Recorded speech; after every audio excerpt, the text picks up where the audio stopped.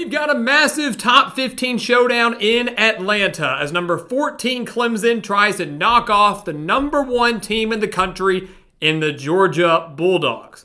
But the question really shouldn't be whether or not Clemson can pull off this upset. The question we should be asking ourselves is whether or not Clemson can keep it close. So welcome back to the Gridiron Expert, guys. We're so glad you could join us today. As always, please continue to like, comment, subscribe, share our videos, and of course, check out everything down in the description below. That includes our website, thegridironexpert.com, home of our exclusive expert picks, some of the best college football and NFL spread picks in the entire country for one of the lowest prices in the entire country. We are offering you all of our spread picks for a full 365 days for one of the lowest prices out there, guys. And we're beating out over 80% of the national handicappers have done so each of the last 6 years. So if you want to win big with us for one of the lowest prices out there, for guaranteed winnings and the best customer service any handicapper is going to give you, this is the place for you. Go check it out. Sign up before the season starts this Thursday, but especially before Saturday, this Clemson-Georgia game, and become a member of our GE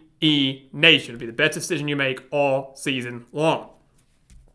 So let's dive into this game, guys. I'm excited for it. Top 15 showdown in week 1. We don't get those all that often. It's one of the most marquee matchups of the weekend. But it's one that, while it is a top 15 showdown, I feel like people aren't talking about it nearly enough because Georgia is a nearly 2-touchdown favorite going into this game. People are expecting the Bulldogs to win this game and to win it comfortably. These two squads have not met since 2021. That was the last time they did meet, Georgia winning that game 10-3 back in the season opener. Then the Bulldogs, of course, coming off a 13-1 season where they dominated Florida State in the Orange Bowl after just missing out on the college football playoff. Clemson, a mediocre 9-4 season, falling short of the ACC championship game, and really have not made the playoff in many, many years. They're trying to get back this year by winning the conference and slipping into that 12-team format. But you take a look at both these teams. We'll start on offense with Clemson.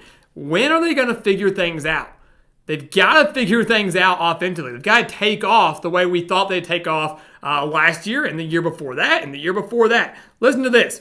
They averaged over 40 points per game every year between 2018 and 2020 with Trevor Lawrence. And then we heard about DJ Uiagalelei and how great he was going to be, Cade Klubnik, how great he was going to be. But they have not averaged over 30 points per game. They've only done that once in the last 3 years. They've averaged over 30 points per game once in the last 3 years after averaging over 40 for 3 straight years between 2018 and 2020. And a large reason for that is mediocre to subpar quarterback play. They averaged 29.8 points per game last year, 403 yards per game. They do return 9 starters led by Cade Klubnik, threw for over 2,800 yards, 19 touchdowns, and 9 interceptions. They do return Phil Maffa, their star running back, who rushed for nearly 1,000 yards last year. 4 of their top 5 pass catches returned. 4 starters are back on the offensive line. Clemson's got talent offensively, but they lack that explosiveness. They lack consistency. Garrett Riley, the new offensive coordinator last year, was supposed to fix those issues. It didn't happen. Can he and Cade Klubnik finally work together and take that next step and be what we expected them to be in 2023? That's the million-dollar question. They're going to need offense if they want to hang with Georgia's offense because the Bulldogs are elite. They are an elite offense. They have arguably the best quarterback in the country in Carson Beck. Threw for over 3,900 yards last year, 24 touchdowns, just 6 interceptions, averaged over 300 passing yards per game. The Bulldogs offense as a whole averaged over 40 points per game and nearly 500 total yards per game.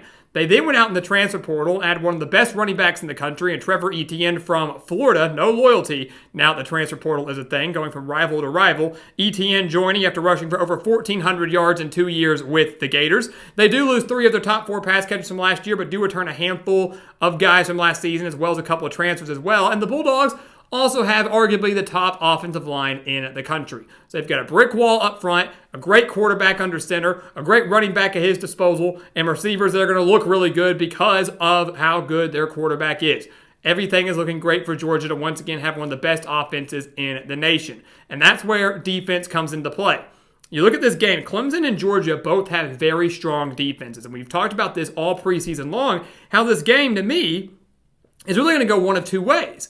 It could very well be a low-scoring affair like we saw back in 2021. Maybe not 10-3, but a game where points come at a minimum, where the defenses steal the show, and this is a very low-scoring, maybe one-possession game.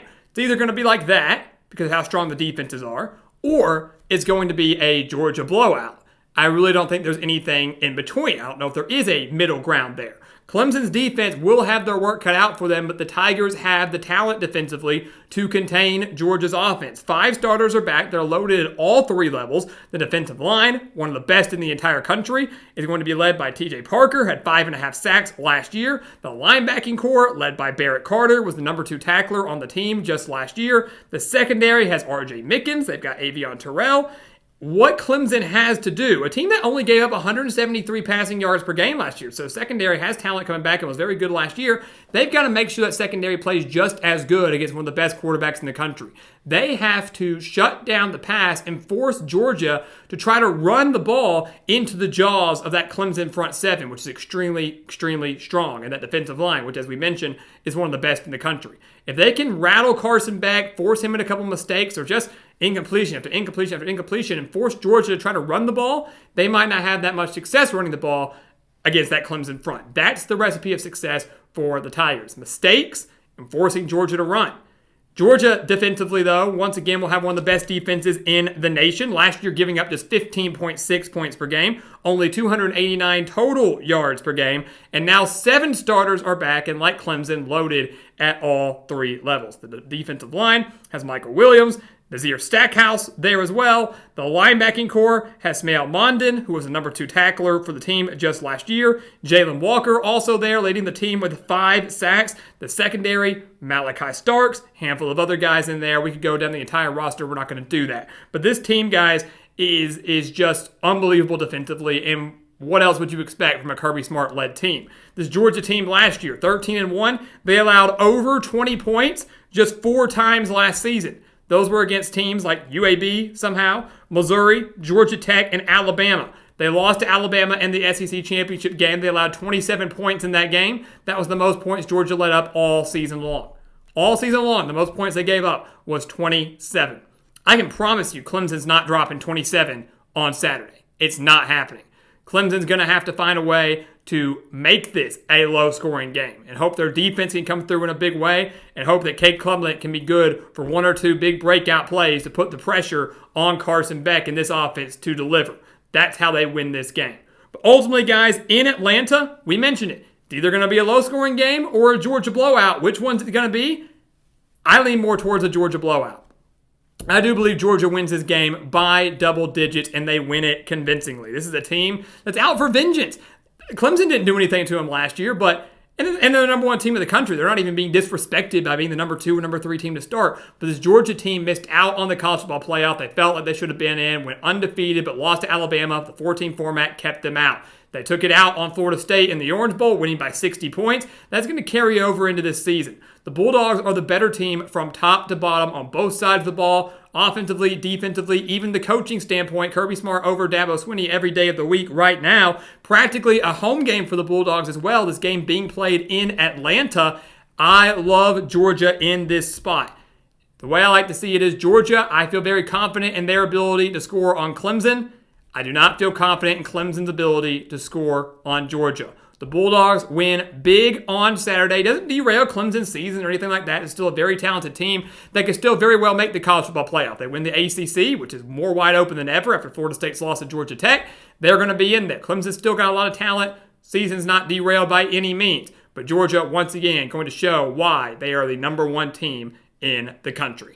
So guys, as always, thank you so much for watching us here at the Gridiron Expert on YouTube. Make sure to continue to like, comment, subscribe, share our videos, and of course, check out everything down in the description below. That includes our website, thegridironexpert.com, home of those exclusive expert picks. Do not miss out on the expert picks. Sign up for those today over on thegridironexpert.com before the season gets going to win big with us and become a member of our exclusive GE Nation. And once again, as always, thank you so much for watching, and we'll see you next time right here on the Gridiron Expert.